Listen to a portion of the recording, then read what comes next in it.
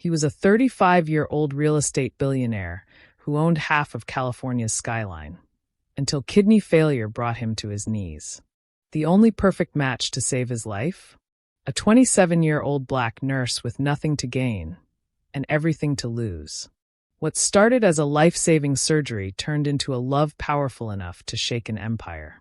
But when his wealthy parents declared war on their marriage, would love survive the price of legacy? Before you go ahead, you can just hit the subscribe button for more interesting stories like this. Let's go.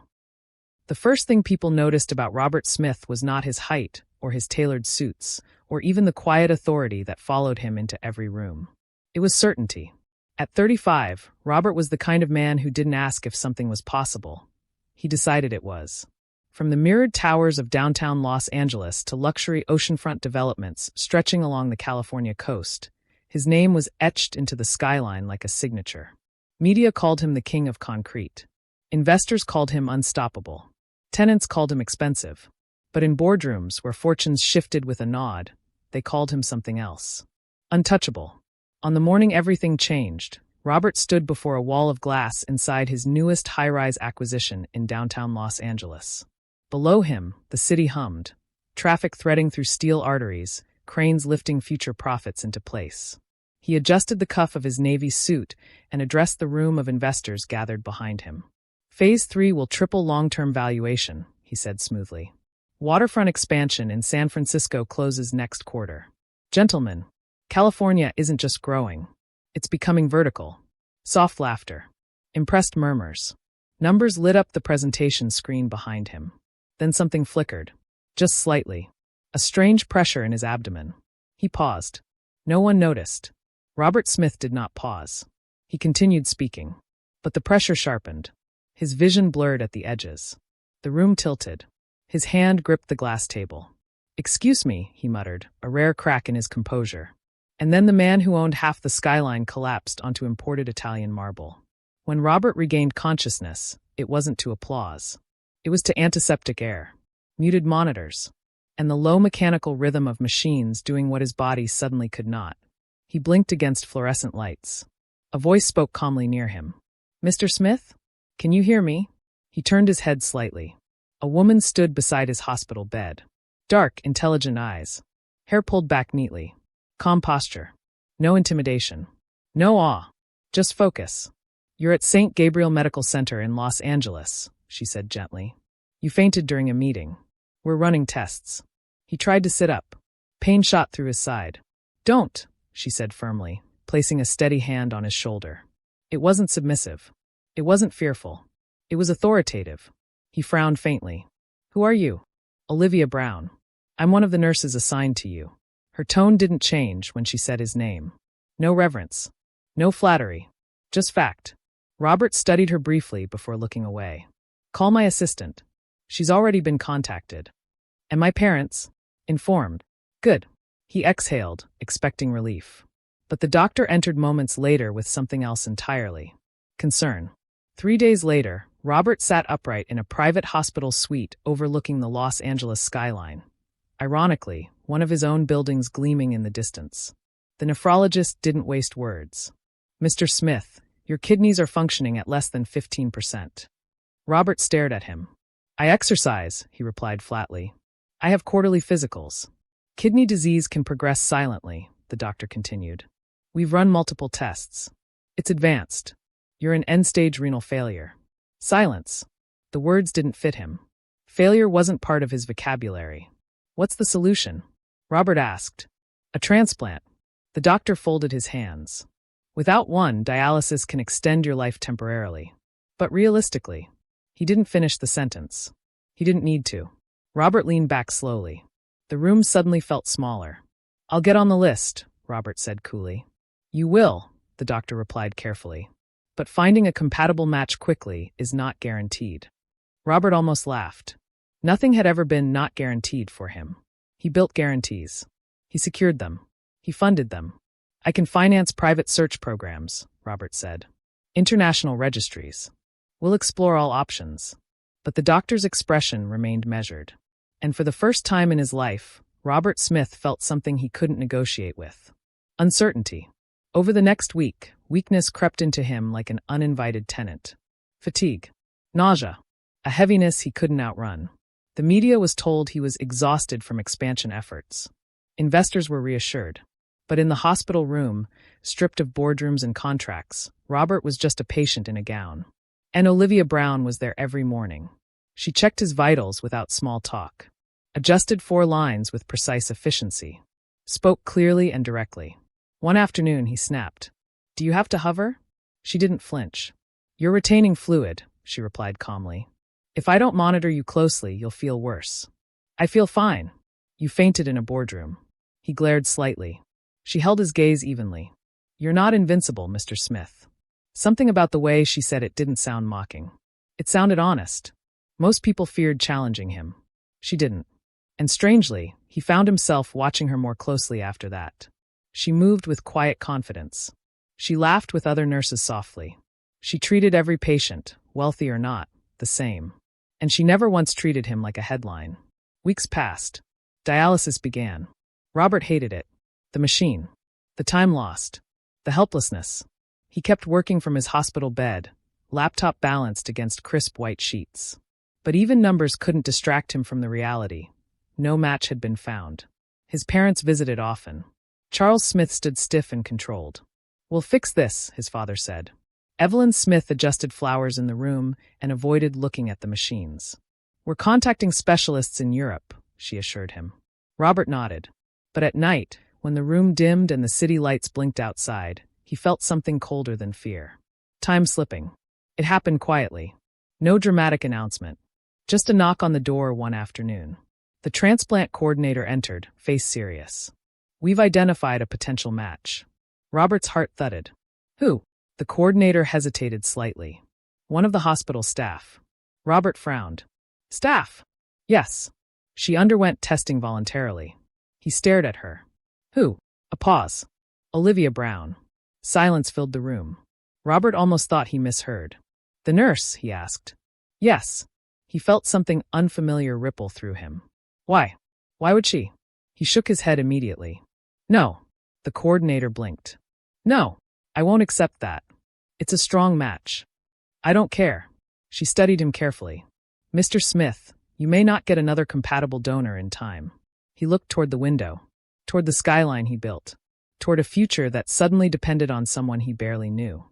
"I won't owe someone like that," he muttered. He demanded to see her. She entered his room later that evening, composed as always. "You volunteered?" he asked bluntly. "Yes." "Why?" She crossed her arms lightly, not defensively, thoughtfully. "My father died waiting for a transplant," she said quietly. The words landed heavier than any accusation. He was 49. Strong. Good man. We waited. The call never came. Robert swallowed. "I became a nurse because of that," she continued. "If I have the chance to stop someone else's family from losing them, I will." "You don't know me," he said. "I know you're human," she replied. Silence stretched between them. "You could die," he said. "So could you." Her gaze didn't waver. "For once in your life, Mr. Smith, this isn't about control. It's about trust." No one had ever spoken to him that way. Not investors. Not competitors. Not even his parents. Trust. He had built an empire without it. But now he needed it to survive. The decision was made. Tests confirmed compatibility. The surgery was scheduled. Media was told nothing. His parents were unsettled. "Are we sure about her background?" Evelyn asked privately. Charles had investigators already reviewing it. Robert overheard enough to understand the implication. But he said nothing. Instead, that night, he asked Olivia to meet him briefly on the hospital rooftop. Los Angeles shimmered beneath them. Wind tugged gently at her hair. "You're certain?" he asked quietly. "Yes. I don't know how to repay this." She looked at him for a long moment. "Live," she said simply. The word struck him harder than any business loss ever had. Live. Not expand. Not dominate. Live. For the first time in years, Robert Smith felt small under the vast California sky. And strangely grateful. Morning came fast. Bright lights. Sterile halls. Consent forms signed with steady hands. Robert was wheeled toward the operating room. He caught one last glimpse of Olivia being prepared down a parallel corridor. Their eyes met. No words, just understanding. Then anesthesia claimed him. Darkness gave way to sound. Beeping. Distant voices. He opened his eyes slowly. Pain pulsed through him, but differently. Alive. He was alive. A nurse noticed. He's waking.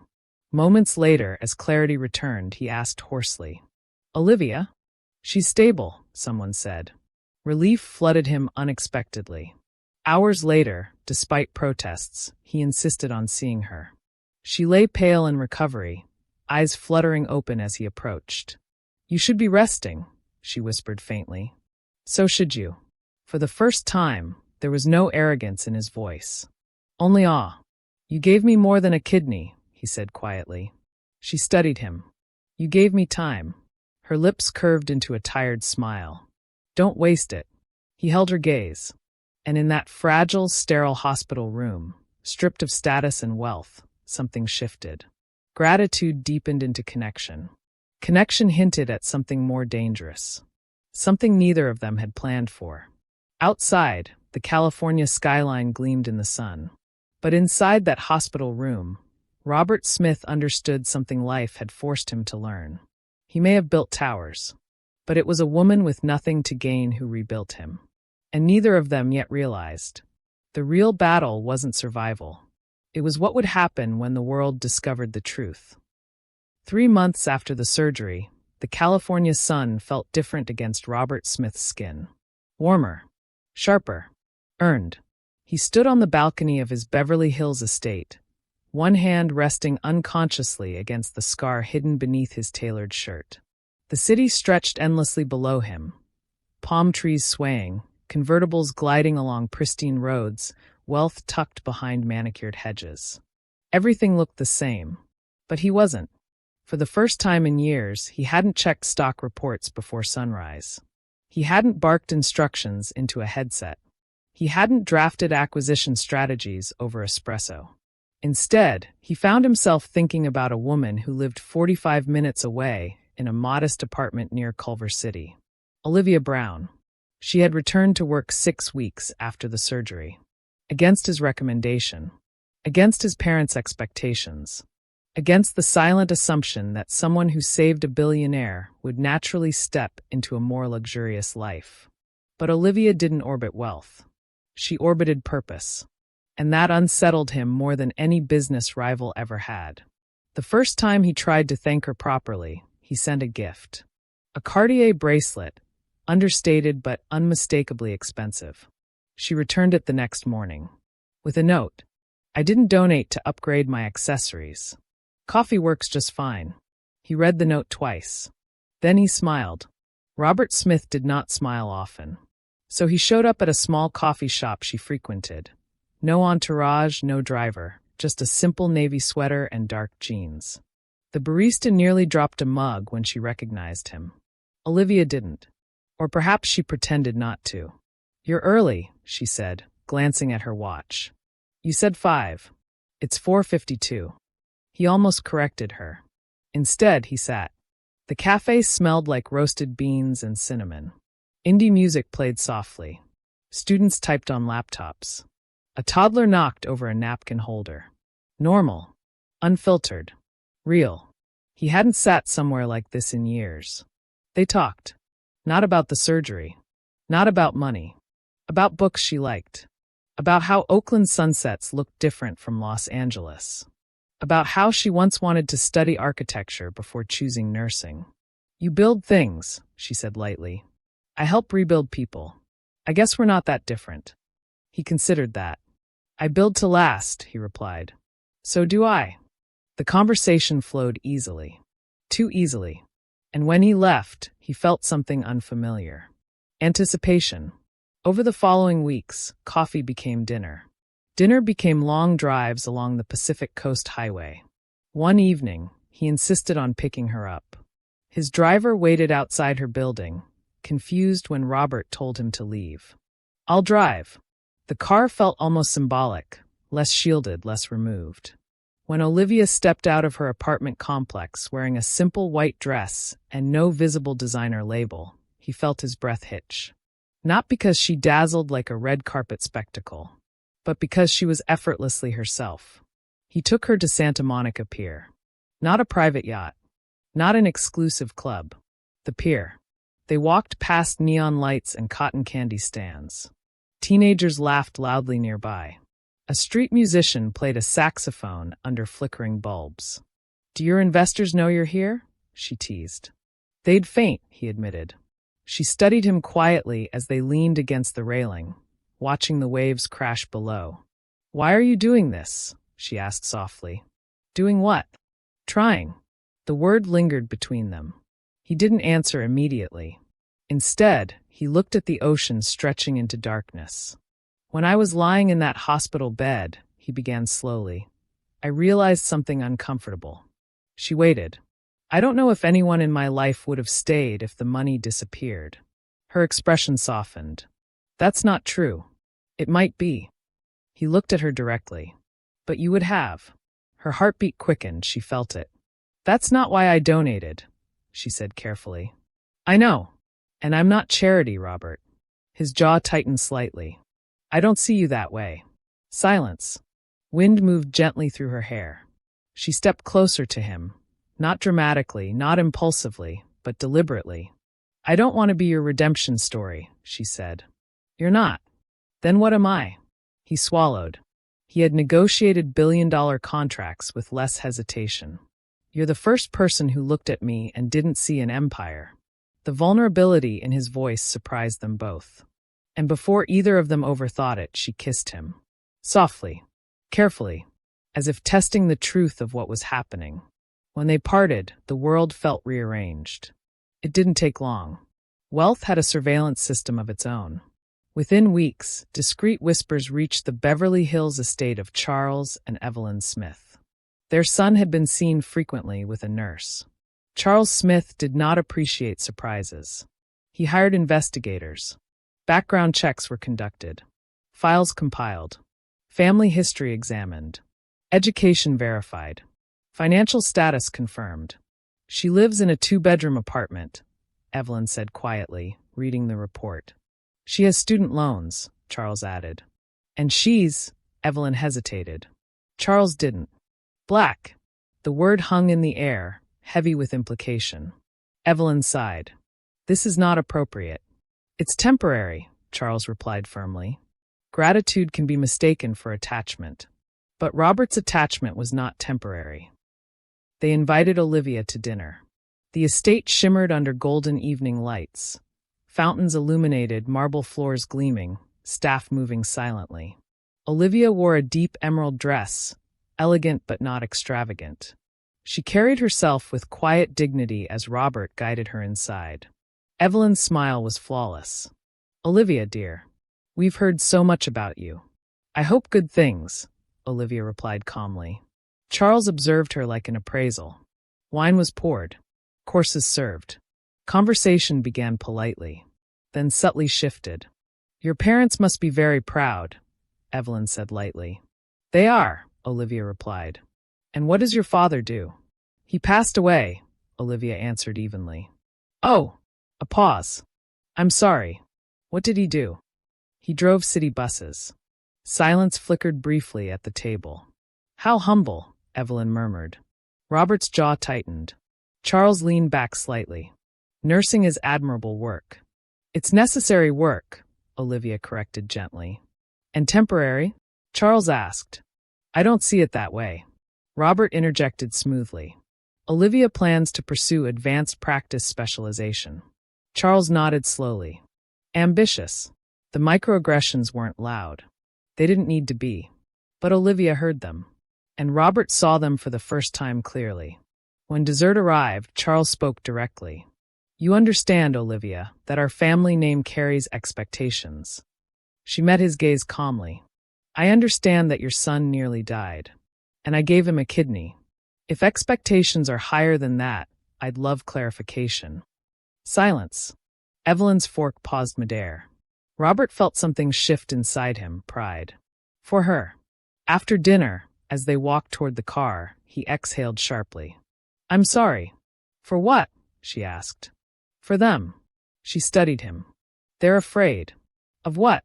That love doesn't follow their rules. Weeks later, Robert took Olivia to Big Sur. No press. No photographers. Just cliffs overlooking the Pacific. Waves crashing below. The air wild and unfiltered. They walked along a quiet stretch until he stopped. You changed the way I see everything, he said. She smiled lightly. That's dramatic. I'm serious. He stepped closer. When I built my first building, I thought legacy meant something physical. Something permanent. And now I think legacy might be who stands beside you when everything else falls. Her breath caught. He knelt, not with spectacle but sincerity. Marry me, Olivia Brown. The ocean roared beneath them. She stared at him, at the powerful man who had once feared owing her anything. You know this won't be easy, she whispered. I know. Your family will fight it. I know. You could lose things. He held her gaze steadily. I already almost lost my life. Silence stretched. Then she nodded. Yes. He slid the ring onto her finger, simple, elegant, intentional. And as he stood, holding her against the California wind, neither of them realized just how violent the storm ahead would be. The announcement shattered the Smith household. You cannot be serious, Charles said coldly. I am, Robert replied. This will damage the company. No, your reaction will. Evelyn's composure cracked. Think about appearances. I am, Robert said. I'm thinking about mine. Charles stood. If you proceed with this, the trust fund allocation will be reconsidered. Board influence reduced. There it was. Power. Control. Leverage. Robert felt something inside him settle. When I was dying, he said quietly, you couldn't save me. They fell silent. She did. The room felt smaller. And if loving her costs me the empire, then maybe I built the wrong one. He turned and walked out. Behind him, decades of expectation trembled. Ahead of him, something real waited. And in the distance, headlines were already forming. Real estate billionaire marries nurse after transplant. Stock markets would react. Society would whisper. But none of it compared to the truth neither family could yet accept. This was no longer about a transplant. It was about transformation. And love was about to challenge everything they believed about class, race, and legacy. The morning of the wedding arrived wrapped in fog. Big Sur's coastline stretched endlessly beneath a silver-gray sky, waves crashing against jagged cliffs as if nature itself understood the magnitude of what was about to happen. There were no crystal chandeliers suspended from imported beams. No orchestra flown in from Vienna. No 1,000-person guest list curated for influence. Just ocean, wind, and love standing quietly against opposition. Robert Smith adjusted his suit jacket as he stood near the cliff's edge. It was custom-tailored, of course. Old habits didn't vanish overnight, but today it didn't feel like armor. Today it felt like commitment. Behind him, a small circle of guests gathered. A few of Olivia's closest friends, 2 nurses from St. Gabriel Medical Center, and her mother, who held a handkerchief tightly between trembling fingers. Conspicuously absent were Charles and Evelyn Smith. Their silence had been deliberate. Their disapproval public. Yet Robert felt strangely calm. For once in his life, he wasn't building something for investors. He was building something for himself. When Olivia appeared at the top of the path, the wind caught her veil and lifted it like a blessing. She wore ivory silk, simple, elegant, unpretentious. No diamond tiara. No headline-worthy extravagance. Just grace. Robert's breath left him slowly. This was the woman who had walked into an operating room without hesitation. The woman who had challenged his arrogance. The woman who had chosen him when he was at his weakest. And now she was choosing him again. Step by step, she moved toward him. The ocean roared below. Her eyes never left his. When she reached him, he took her hands, warm, steady, real. The officiant spoke softly about love not being measured in wealth, but in sacrifice. About partnership not being built on status, but on trust. When it was Robert's turn to speak, he didn't look at the guests. He looked only at her. "I built my life believing strength meant control," he said. "Then I met you. And you showed me strength looks like courage. Like compassion. Like giving without expectation." Olivia's eyes shimmered. "You gave me time when I had none," he continued. "So I promised to spend it honoring you." When it was her turn, her voice carried over the wind. "I don't love you because you're powerful," she said. "I love you because when power failed you, you chose humility." There were no grand theatrics when they kissed. Just truth. And as they sealed their vows, far above them, a distant helicopter hovered, paparazzi hungry for scandal. "Billionaire marries nurse despite family opposition." The headlines would write themselves. But down on that cliff, the noise didn't matter. They had chosen each other. And choice is louder than approval. The consequences arrived quickly. Within weeks, the board of Smith Global Holdings held a closed-door meeting. Robert sat at the head of the polished table, calm but observant. Concerns were raised. Investors are uneasy. Public perception matters. Family stability reflects corporate stability. Robert listened without interruption. When they finished, he leaned forward slightly. "My marriage is not a liability," he said evenly. "It's my life." Charles Smith sat across from him, expression unreadable. "Life and business are intertwined," his father replied. "Not anymore," Robert answered. The decision was subtle but unmistakable. His control over certain family trust allocations was reduced. Influence redistributed. Not removed, but weakened. A warning. Stock prices dipped temporarily as media speculation surged. Talk shows debated. Social media polarized. Some called it romantic. Others called it reckless. Olivia tried not to read the comments. But she did. One night, she sat on the edge of their bedroom overlooking Los Angeles, phone in hand, silent. Robert noticed immediately. "What is it?" She hesitated. "I didn't realize loving you would feel like starting a war." He crossed the room and knelt in front of her. "You are not the cost," he said quietly. "You are the reason." Her eyes searched his face. "And if they take everything?" He gave a faint smile. "They already tried. I'm still here." She rested her forehead against his. For the first time, she allowed herself to cry. Not from regret, but from the weight of being strong for so long. And he held her, not as a billionaire protecting an image, but as a husband protecting his wife. 3 months later, the phone rang at 2:17 a.m. Olivia woke instantly. Years of hospital shifts had conditioned her reflexes. Robert answered. His expression shifted. "We'll be there." It was Evelyn. Charles had collapsed at home. Possible cardiac episode.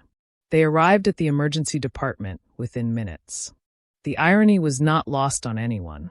The powerful patriarch now lay pale and vulnerable beneath hospital lights. Olivia didn't hesitate. She slipped into professional mode effortlessly. Assessments. Instructions. Coordination. She wasn't the daughter-in-law. She was a nurse. Focused. Efficient. Calm. When Charles went into brief arrhythmia, tension surged through the room. Olivia stepped forward instinctively, assisting the attending physician, steady and precise. Minutes felt like hours. Then finally, stability. Charles's heartbeat normalized. The crisis passed. Evelyn stood in the hallway afterward, visibly shaken. She watched as Olivia exited the room, removing gloves carefully. "You didn't have to," Evelyn said quietly. Olivia met her gaze. "Yes, I did. No resentment. No bitterness. Just truth." Charles regained consciousness hours later. The first face he saw clearly was Olivia's. He studied her for a long moment. "You saved him," Evelyn whispered. Olivia shook her head gently. "We stabilized him." Charles looked at his son, standing nearby. Then back at her. "You gave him a kidney," he said slowly. "And now this." Silence filled the space. Pride had been Charles Smith's lifelong companion. But humility had finally entered the room. "I misjudged you," he admitted. "It wasn't dramatic. It wasn't loud. But it was real. And sometimes that is more powerful than apology." Months later, The Smith estate hosted an event unlike any before. Not a luxury property unveiling, not an investor gala, but the launch of the Brown Foundation for Organ Donation Awareness, named in honor of Olivia's late father. Press gathered. Community leaders attended. Medical professionals applauded. Robert stood at the podium.